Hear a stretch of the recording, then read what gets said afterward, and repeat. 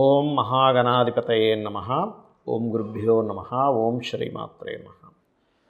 అరుణాం కరుణాతరంగితాక్షీం ధృతపాశాంకుశపుష్పబాణచాపాం అనిమాదిభిరావృతాం మయూకైః అహమిత్యేవ విభావయే భవానీం. శ్రీమాత్రే నమః.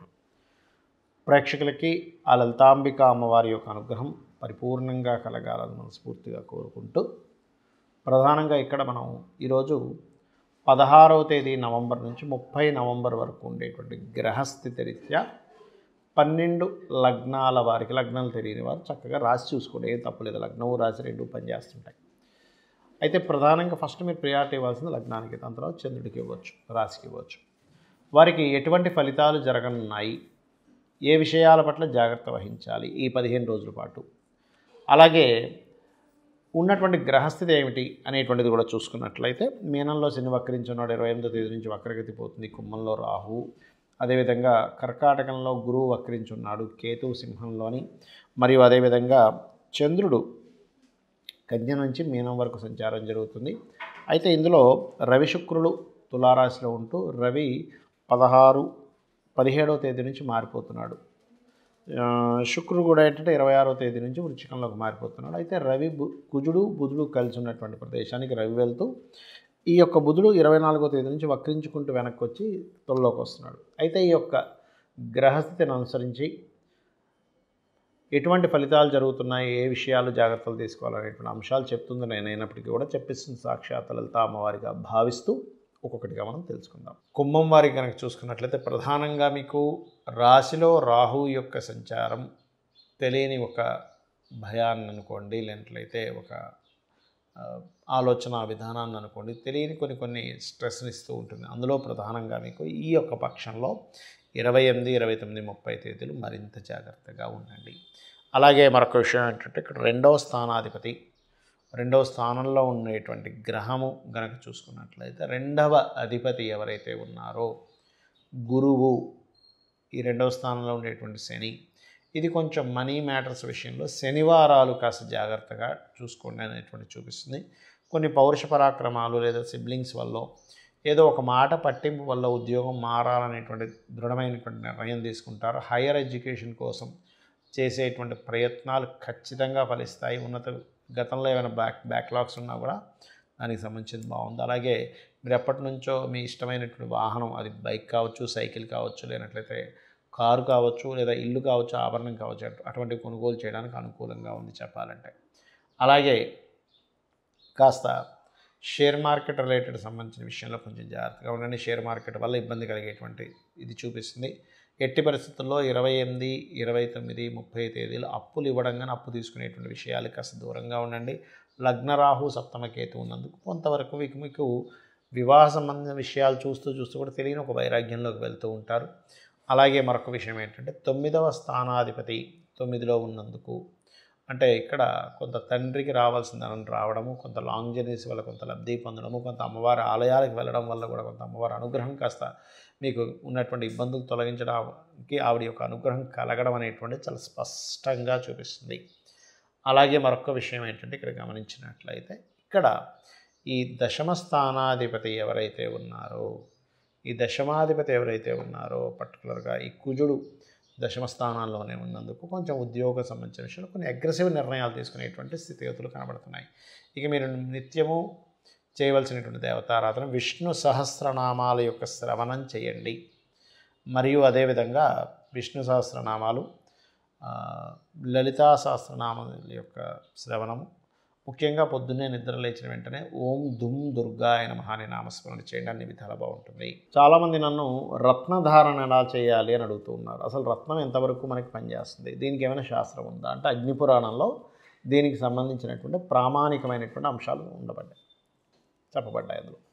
అయితే చాలామంది రత్నాన్ని ఎంపిక చేసుకునేటువంటి విషయంలో ఏదైతే రత్నం ధరిస్తారో ఆ అధిపతి ఎవరైతే ఉంటారో, ఉదాహరణకి చంద్రుడు బాలేడు, ముత్యం పెట్టేసుకుందాం, సూర్యుడు బాగలేడు, లేకపోతే కెంపు పెట్టేసుకుందాం అనే ధోరణిలో పెట్టుకుని ఉంటారు. కానీ అది పూర్తిగా తప్పు. మీ జన్మలగ్నాత్ లగ్న పంచమ భాగ్యాధిపతులు ఎలా ఉన్నారు, వాటికి కొంత ప్రిఫరెన్స్ ఇవ్వచ్చు. కాకపోతే వాటిల్లో ఎలా ఉన్నారో చూసుకోవాలి. ఒకటి మీ యొక్క అవసరాన్ని బట్టి, మీకుండేటువంటి స్థితిగతులను బట్టి. మీకు కాస్త మానసికంగా ఎక్కువగా ఇబ్బంది ఉంది, చంద్రుడు పాడయ్యాడు, అప్పుడు రత్నం కంటే కూడా మీరు ఓం మనస్వినియే నమః అనే మంత్రం చేసుకోవడం ముఖ్యం. లేదంటే చంద్రుడు బాగున్నాడు కాబట్టి కొంత పర్లేదు, మరీ అంత పాడైపోలేదు, యావరేజ్గా ఉన్నాడు, అంత పోర్ట్ఫోలియో కూడా బాగుంది, అప్పుడు మీరు ముత్యం పెట్టుకోవచ్చు, తప్పులేదు. అయితే ఇక్కడ మీరు ఒక విషయం అర్థం చేసుకోవాల్సింది ఏంటంటే, రత్నము ధారణ అనేటువంటిది కొంతవరకు సపోర్ట్ చేస్తుంది, కానీ అదేదో మొత్తం మీ జీవితాన్ని కంప్లీట్గా మార్చేస్తుందని మాత్రం అనుకోకండి. రత్నాలకి శాస్త్రం ఉంది, రత్నం ధరించడం వల్ల కొంత మంచి జరుగుతుందని ఉంటుంది, కానీ మీ కర్మల్ని పూర్తిగా మార్చేసే శక్తి రత్నాలకి వాటికి ఉండదు. కేవలం మీ యొక్క మీరు చేస్తున్నటువంటి కర్మలు, మీరు అనుభవిస్తున్నటువంటి కర్మలు, మీరు పూర్వజన్మలో చేసినటువంటి కొన్ని కర్మల వల్లే ఇప్పుడు మంచిగా చెడుగా అనుభవిస్తున్నాం అనేటువంటి మీకు జ్ఞానం కలిగే వరకు కూడా మిమ్మల్ని మీ కర్మ వదిలిపెట్టదు, గుర్తుపెట్టుకోండి. దానికి దేవతారాధన, ఒక దానం ఇవ్వడము, మీలో మార్చుకోవడం అనేటువంటిది చేయాలి ప్రధానంగా, అంతేగాని రత్నం పెట్టేసుకుంటున్నాం కదా అని కదా. అయితే ఇక్కడ రత్నం ధారణ చేసేటువంటి విషయంలో కూడా కొన్ని జాగ్రత్తలు తీసుకోవాలి. ఎలాగా అంటే, మీకు నడుస్తున్నటువంటి మహాదశ ఏమిటి, ఆ మహాదశానాథుడు నిజంగానే మంచి ఫలితాలు ఇచ్చే దాంట్లో ఉంటేనే రత్నధారణ చేయాలి. లేని పక్షంలో ఆ రత్నానికి సంబంధించింది దానంగా ఇవ్వమని చెప్పింది శాస్త్రం. అంటే ఏదైనా ఆలయంలో అమ్మవారికి కొంతమందికి శని మహాదశ నడుస్తుంది, అప్పుడు నీలం పెట్టుకుందాం అనుకుంటే శని బాలేడు, బాగోపోవడం వల్ల ఇంకా ఇబ్బంది పడుతుంది, అప్పుడు రత్నం పెట్టుకోవడం వల్ల ఎటువంటి ఉపయోగం ఉండదు, ఇంకా ఎక్కువ ఇబ్బంది ఇస్తూ ఉంటుంది. ఎందుకంటే అదే రత్నాన్ని, నీలాన్ని తీసుకెళ్ళి మీకు దగ్గరలో ఆలయంలో ఉన్నటువంటి అమ్మవారికో అయ్యవారికో ఎవరికో ఒకరికి వాళ్ళ హారంలోనో గాజుల్లోనో రకరకాల వాటిలో ధరింపజేయడానికి అన్నట్టుగా నువ్వు ఇవ్వగలిగితే అప్పుడు మీకు బాగుంటుంది, గుర్తుపెట్టుకోండి. అలాగే మరి కొన్నిసార్లు ఆరోగ్య సంబంధించిన సమస్యలు ఉన్నప్పుడు కెంపు ధరించవచ్చు అంటారు, కానీ కెంపు ఎలా మీ జన్మజాతకంలో రవెలా ఉన్నాడో చూసుకోండి. అదేవిధంగా కొంత మనిషిలో అంటే కొంత పుష్టి రావడానికి, కొంత గురుబలం పెరగడానికి కనకపుష్య రాగాన్ని ధరిస్తారు. బిజినెస్ ఇంప్రూవ్మెంట్స్కి బుధుడిని ధరిస్తారు, అంటే పచ్చ ధరిస్తారు. అలాగే కొంత ధైర్యం పెరగడానికి, మనిషిలో ఒక రకమైన ఫైరీ నేచర్ పెరగడానికి, అదేవిధంగా కొంతమందికి కుజదోషాలు ఉంటే కూడా కొంతమంది ధరిస్తుంటారు. కానీ ఇక్కడ దోషం ఉంటే ధరించడం కాదు, ఆ గ్రహం బాగుంది, ల్యాండ్స్ మూలంగా మేము ధనం పొందాలనుకుంటున్నాము, అప్పుడు మాత్రమే కుజుడికి సంబంధించినటువంటి పగడం ధరించాలి. అదేవిధంగా వైడూర్యం, కొంత వైరాగ్య ధోరణి ఉన్నప్పుడు పోవడానికి, కొంత ఆధ్యాత్మిక ఇది పెరగడానికి వైడూర్యాన్ని, మీకు రాహు కనుక బాగున్నట్లయితే పర్టికులర్గా గోమేధికాన్ని ధరించాలి. అయితే ఇక్కడ ఏంటంటే, మొట్టమొదటిగా మీరు అర్థం చేసుకోవాల్సింది, రత్నధారణ చేసేటప్పుడు మీకు ఆ ప్లానెట్ యొక్క పరిస్థితి ఎలా ఉంది, పాపకత్తిలో ఉందా, శుభకత్తిలో ఉందా, మంచి పోర్ట్ఫోలియో ఉందా, మీకు అసలు అది అవసరమా లేదా అనేది చూసుకోండి. అలాగే మరొక విషయం ఏంటంటే, మనకి ఆ రత్నం పనిచేసేది కొంత అయితే మనకి ఫీలింగ్ ఉంటుంది, కొంత అమ్మయ్య నేను ఈ రత్నాన్ని ధరించాను కదా, అమ్మయ్య నాకు కొంచెం ప్రశాంతంగా ఉంది, కొంత మన యొక్క ఆలోచన విధానం కూడా దాని మీద పనిచేస్తూ ఉంటుంది, గుర్తుపెట్టుకోండి.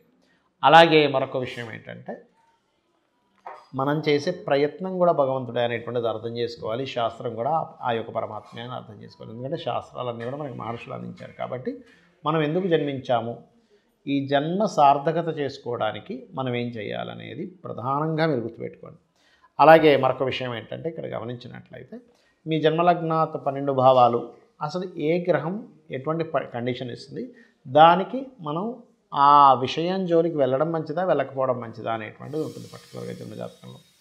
కాబట్టి ఎప్పుడైతే మీరు ఆ జన్మజాతక చక్రరీత్యా మీరు ఏ ప్లానెట్ బాగుందో దానికి సంబంధించిన వ్యాపారం చేయడము, దానికి సంబంధించినటువంటి ఉద్యోగం చేయడము, దానికి సంబంధించినటువంటి విద్య అభ్యసించడము, తత్సంబంధించిన ఇన్వెస్ట్మెంట్స్ చేయడము, అది ఎప్పుడైతే అనుకూలంగా ఉందో ఆ సమయాల్లో వివాహాలు చేసుకోవడము, మీకు విదేశీ యోగం ఇస్తున్నట్లయితే మీ యొక్క ప్లానెట్, మీ యొక్క జాతకము, అప్పుడు విదేశాల కోసం ప్రయత్నం చేయడము, ఇన్వెస్ట్మెంట్స్ చేయడము, ఒక గృహం కొనుక్కోవడము, అది ఏ దిశలో కొనుక్కోవాలి, ఇవన్నీ చెప్పేదే శాస్త్రము.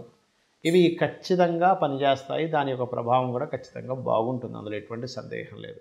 ఇక మీరు ఏదేమైనప్పటికీ కూడా జాతకం ఎలా ఉన్నా లేనట్లయితే మీరు ఉన్నటువంటి ఇల్లు వాస్తు అంటే మారలేని స్థితిలో ఉండి వాస్తు బాలేని ఇంట్లో ఉన్న ఒకటి మాత్రం గుర్తుపెట్టుకోండి, అమ్మవారి పాదాలను ఆశ్రయించి ధర్మబద్ధంగా మన పని మనం చేసుకుంటూ వెళ్ళిపోతుంటే అమ్మవారే మనల్ని చక్కగా ఒక తల్లిలా కాపాడుతుంది. శ్రీమాత్రే నమః.